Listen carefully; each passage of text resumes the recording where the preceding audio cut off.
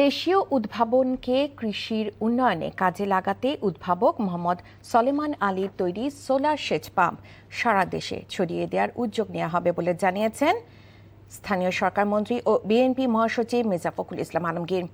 সকালে ঠাকুরগাঁও সদরের রায়পুর ইউনিয়নে সলেমান সোলার সেচ পাম্পের উদ্বোধনী অনুষ্ঠানে প্রধান অতিথির বক্তব্যে তিনি একথা বলেন। মন্ত্রী বলেন, দেশীয় প্রযুক্তি নির্ভর এই উদ্ভাবন কৃষিতে নতুন সম্ভাবনা, সেচ ব্যয় কমানো এবং পরিবেশ বান্ধব কৃষি ব্যবস্থা গড়তে সৌরচালিত এ ধরনের প্রযুক্তির ব্যবহার বাড়ানো প্রয়োজন।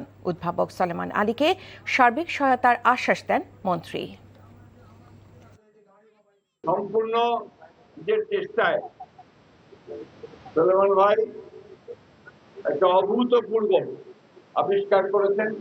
আমি আশা করব আমাদের সাংবাদিক ভাইরা এদিকে অত্যন্ত বড় করে জাতির সামনে তুলে ধরবেন এবং যাতে করে আমরা যারা সরকারি আছি আমরা সুযোগ পাই তার এই প্রযুক্তি ছড়িয়ে দেওয়ার জন্য।